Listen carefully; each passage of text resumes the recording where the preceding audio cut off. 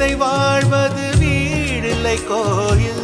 கடவுளின் கால் தடம் பார்க்கிறேன். ஒன்றா இரண்டா உன்னழகை பாட கண்மூடி ஒரு ஓரம் நான் சாகிறேன். கண்ணீரில் ஆனந்தம் நான் காண்கிறேன். உன்னாலே பல ஞான